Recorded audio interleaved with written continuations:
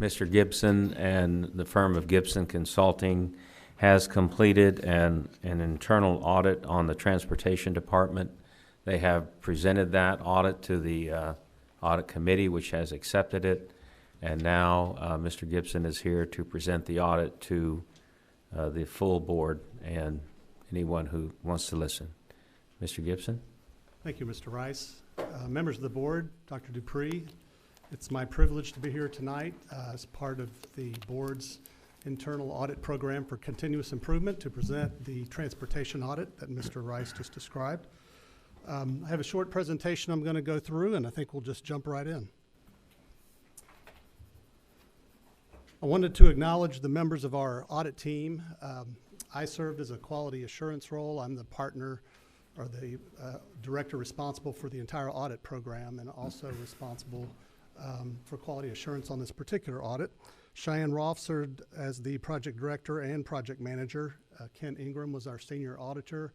And then we had two transportation experts from the Transportation Institute of Texas, Linda Charrington and Michael Walk.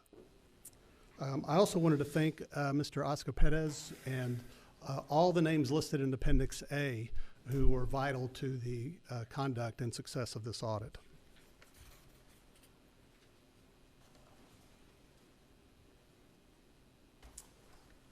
The scope of this study, you'll see that there's separate chapters for each of these areas: management and organization, transportation operations, fleet management, and training and safety. This study also addresses a number of questions, and those questions are listed on pages 3 and 4.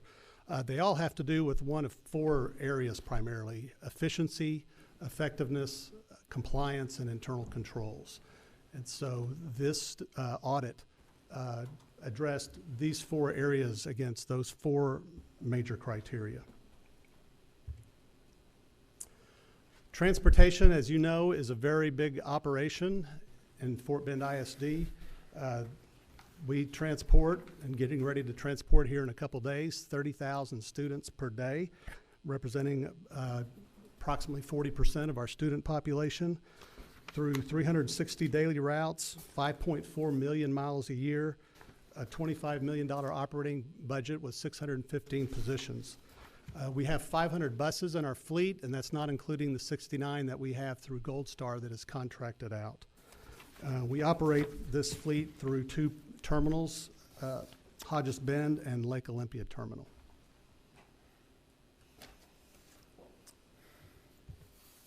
There's a couple of charts I wanted to just show you that are kind of general efficiency. The Chapter 2 has a complete profile and a lot of information about Fort Bend ISD's program in terms of trend, comparison to peer districts.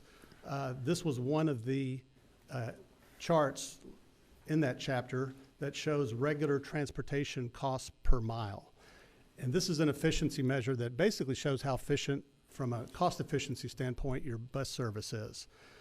The red line represents the peer average. We are just below the peer average. You can see that Katy ISD is significantly above and affects the peer average. But we are pretty much in line with the other peers, with the exception of Louisville, who has a low cost per mile. This shows regular transportation costs per rider, not per student enrollment, but actual riders that ride the bus. And so this is more of a service efficiency, and there are a couple of factors when you look at the data in Chapter 2 that kind of mirror this. One is linear density, or the service intensity. The more intensive the service is, in terms of the relationship between the number of students we transport and the number of miles that we transport them, we are second highest among the peer districts in regular transportation cost per rider, and one of the factors is service intensity. One of the other factors is the number of riders per bus. If you see that there's a chart in Chapter 2 that basically looks like the inverse of this, where Katy has the fewest riders per bus, we're second to lowest, and Cypress Fairbanks has the highest riders per bus. So all these factors, and there's other factors and variables that contribute to this, but we are second highest in terms of service efficiency. There were several commendations noted in the audit report. The principals, we conducted focus groups of principals, and they were by and large very positive on your transportation department in terms of the level of professionalism of both the supervisors and the drivers, and particularly because of the bus driver shortage that the district, like many districts, face. This is a particularly noteworthy commendation that your transportation department is able to still provide the level of service to the customers that they do, and the principals wanted to acknowledge that. The district has also been assertive in obtaining grants to support the expansion, really the creation of its compressed natural gas fleet. 2 years ago, this fleet was started out of an initiative from 2014, and the grants, there were two types of grants. One basically covered the cost of the buses, and another helped cover the cost of the mobile fueling facility. So this has been a key factor in getting this program off the ground. The district is also implementing a universal student ID card system. This was not necessarily a transportation initiative, but this program has obvious transportation benefits, and so we wanted to acknowledge that initiative as well. The major audit findings really kind of brought up these four major themes. And the first one that I just mentioned was the driver shortage. And the driver shortage shows its face in several statistics: vacancy rates, absentee rates, and other measures. This is a common problem. Believe it or not, there's actually school systems that have a worse problem than you do, but it doesn't make it any better for you. There's information, quite a bit of information in the report, starting on page 52, that kind of goes through some of the data of what this issue looks like. And then we made a recommendation, that's recommendation 11 on page 57, that really provides a couple of suggestions on things you can do to help mitigate the driver shortage. One is to centralize the recruiting function. Right now we kind of have a dual recruiting function, one at each terminal, and we're not getting the efficiencies that you might get if you consolidated that recruiting effort. Another is to actually use data from your recruiting efforts so that you can isolate which recruiting efforts are working better than others, and so you can isolate your efforts on those. And then there's other financial matters. In addition to pay, the district did a market study of pay several years ago, but in addition to pay, we're looking or asking the district consider things like incentives or perhaps annualized pay, things that at least could be discussed as a way to reduce or increase driver retention. The second is data integrity. There's a couple of recommendations in our report that have to do with data integrity. One has to do with the reporting to the Texas Education Agency. We found that there were inconsistencies between that reporting and what was actually reported in the records. There actually are some intentional differences between what's reported to TEA and what we have. Not the TEA defines different costs to be included, but there's no reconciliation of those costs, and so there were unexplained variances between the internal reporting and the state reporting. Likewise, there was some data in accident reporting where the variations in accident reporting were so significant that they didn't look like they were possible. And so we just think that someone needs to be looking at these, and there ought to be a process that is performed to reconcile this information, to review it for reasonableness, to make sure that our data has integrity. The third major element or finding is performance measurement and accountability. Again, there were two recommendations related to this. One was to the department itself, and the department actually started developing performance measures at the beginning of this last school year, if not sooner. Most of those measures were very granular. They were at a very, very detailed level at the driver level. And we're looking more for departmental measures that show overall departmental efficiency. And if you look in Chapter 2, you'll see what we have in mind. And we've actually listed those under the recommendation of the types of key performance indicators you ought to be tracking at the department level. We also make a recommendation for looking at performance on your contracts. You have 2 contracts, one for your contracted bus service and one for your McKinney-Vento bus service. And you can actually look at performance measures related to how those contractors are performing as well. The last major theme or finding in this audit had to do with long-term planning. Recommendations 16 and 19 relate to planning, long-term planning related to your CNG fleet, your compressed natural gas fleet, which is already in the works, and also to look at how you purchase buses long-term. We tend to buy buses in bunches. Sometimes that's when the money is available. That can cause problems down the road when a big, large volume of buses hits the same number of years where they need a lot of maintenance. And then that's going to have a bigger impact on your operating costs that particular year. So I know it's difficult, but to the extent you can plan out and level out your bus purchases, it makes your operational cost more stable. There are 23 total recommendations. I'm not going to go through all of them. I'm going to pick a couple more. Page 5 in the report presents a table of all of these along with their priority. The priorities are high, medium, and low based on our assessment of that. And then you'll also notice in the report, right after each recommendation is the district's response, the administration's response to the recommendation. And it will say they agree or disagree or partially agree and then provide an explanation, and that's in the report. I believe all of the recommendations in this audit report were agreed to by management. I'm going to skip on to the next page. Actually, I'll come back and talk about the reorganize the responsibilities for special transportation. Right now, we have special needs supervisors. There's 2 of them, and one at each site, and they're responsible for a lot of people, I think 80 positions each, and then they're also responsible for routing and routing adjustments, and they need help. That's just a large span of control for that position. And so we're recommending that some of the training things that they do may be moved over to the training group, and that a routing specialist be added to kind of take the routing burden off that so they can focus more on the supervision.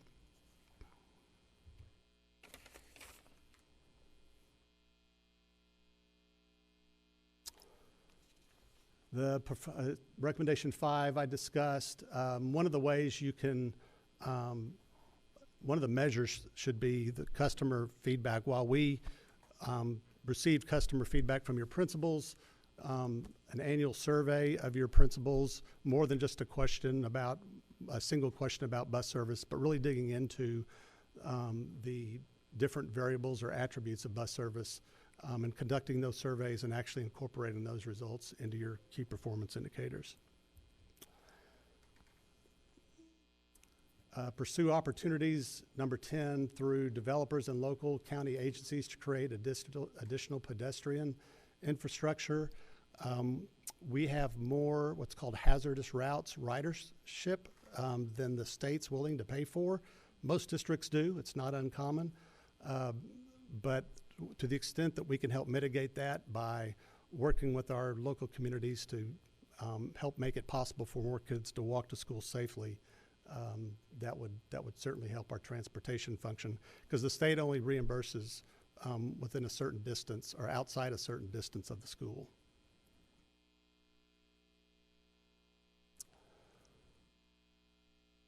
I'm going to skip over to, you can see there's several recommendations about controls, fuel usage, monitoring that. The number 19 was the adopt a policy for the annual bus purchases and develop a 10-year plan. The recommendation 20 is the accident analysis and reporting procedures that related to the data integrity. And then several other organizational things relating to the training group, and then centrally tracking training history and requirements for each employee. So I'm going to pause there and see if there are any questions about any of the recommendations in the report. I'll do my best to answer them. I may have to defer some to my team, but I'm willing to entertain questions at this time. Mr. Rosenthal, you have a question? Yes, thank you, Mr. Gibson. You, in the report, it talked about you also had some, in addition to asking principals, you had some focus groups. Now, was that just with principals, or was that with parents or whatnot? That's kind of what I thought it was when I first read it. And I just wanted to see what feedback you got from that, if it was other than just asking that one question about, amongst the principals. We conducted 38 individual and group interviews with department administrators, staff, and focus group sessions with customers. So I don't think we only had a focus group, which is a group interview basically, but a focus group with principals. Then I think we had group interviews with groups of staff, like drivers. Okay, so it wasn't like parents or No. Okay, end users basically. Okay, all right. And then thank you for bringing up the issue with the data, because I found that a little little troubling, especially the accident reporting stuff. I mean, that you'd think that would be fairly straightforward. So that's all I have for now. Thank you, Mr. Rosenthal. Mr. Rice? Go ahead, Mrs. James.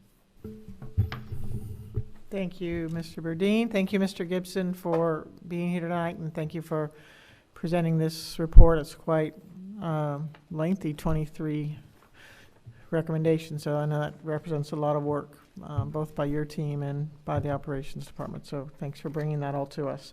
So I had the same comment or question that Mr. Rosenthal did, and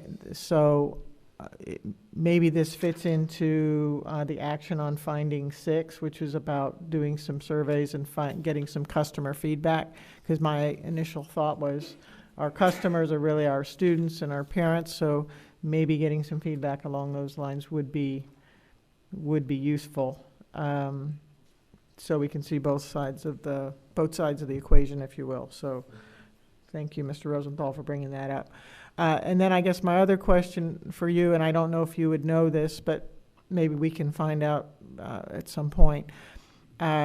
One of my roles is being chair of the policy committee, and I know at the beginning of the report it listed a lot of policies that were considered in the audit, but I didn't see any feedback or if there was any gaps in policy that were uncovered or things like that. So do you know if that was looked at or if that was addressed at all? It was. When we don't find any compliance violations, then we're usually silent about that. We should have stated that there were no compliance violations noted during the audit.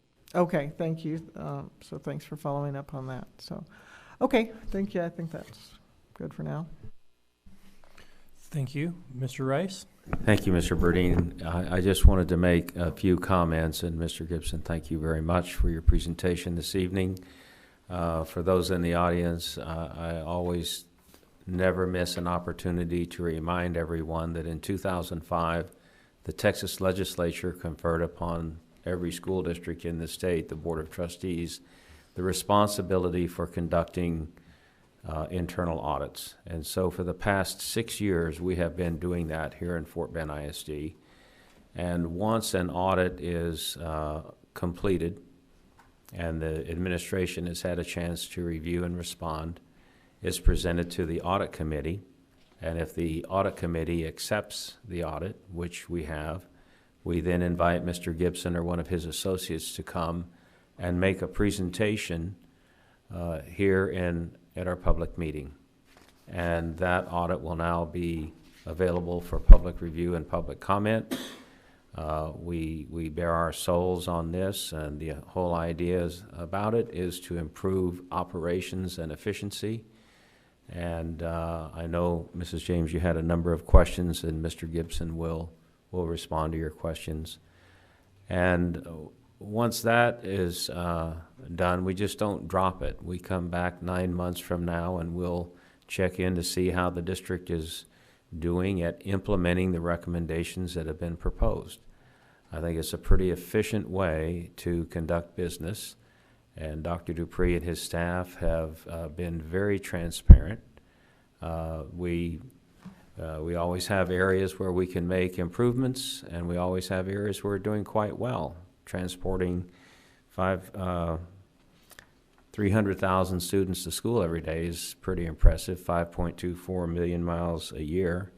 That's pretty impressive. And getting everyone home safe and sound, that's pretty impressive. But I want everybody to know that it's my belief that Fort Bend ISD has a very robust internal audit process, which probably will far surpass whatever the state can come up with related to an efficiency audit as required by House Bill 3. And so I want everyone to know we're running a pretty tight ship here. Number two, I want to thank Mr. Rosenthal for being the one to push to have the CNG buses in the first place. Those buses are designed, it's a very clean fuel, and there's always a risk that when we get these buses, things may not go exactly correctly, and there are changes that we have to make in terms of the procedures in the mechanic shop. And Dr. Dupree and the administration were willing to accept those challenges. And now that program is going very well, and we're helping to reduce the amount of contaminants in the air that we all breathe. So I'm pretty proud of that, and for you for pushing that, Mr. Rosenthal. And lastly, I want to say, piggybacking on one of the presentations that was made here earlier, when we have saved $2.4 million in electrical costs, that is significant. At $57,000 a year, that's 42 teachers that we can afford to hire. And the state and the federal government cannot tell us how to spend that money. So that's another example that Fort Bend ISD is running a tight ship. We're not just resting on our laurels, and I want everybody to know that. And I'm going to keep harping on that until you get tired of hearing it. But at any rate, if there are no other questions, I simply want to say thank you, Mr. Gibson. Mr. Rice, I'm so sorry. Mr. Rosenthal had one more question. Okay. All right. So I did have one other question. So did you have any discussions with transportation staff or management or other district operation people about creating new operational efficiencies by adding another location, bus hub or whatever, in addition to Lake Olympia and Hodges Bend? We do discuss facilities. We do not make a specific recommendation on whether or not you need another facility. Part of that will depend on what you plan to do with your CNG fleet and if you expect to expand that. We do mention that if you're going to expand that fleet, you're going to need a permanent fueling facility that could influence other facility demands. So that's the long-term planning that we need includes that type of long-term planning, but we did not do a feasibility study to determine how much space you needed and what it needed to look like and where it needed to be located. But Okay. that certainly is something that will need to be looked at as you continue to grow. Because I know there has been some informal discussion about, at least with that idea of maybe somewhere in the Sienna area at some point, to kind of create some efficiency. So I didn't know if you guys got into that or not. So, thank you. Mr. Rice, if I may, I wanted to thank you, Mr. Gibson. I appreciate all your hard work. I wanted to take the opportunity to thank the Transportation Department. This is a huge department in our organization. It always amazes me on how well that we're able to do. It just seems like there's millions of endless opportunities for things not to go well, not to knock on wood here as we get school ramped up in the next few days. But really proud of the Transportation Department. Thank you for all your hard work. And Mr. Rice, you good? All right. Thank you, Mr. Gibson. Thank you very much. Appreciate you.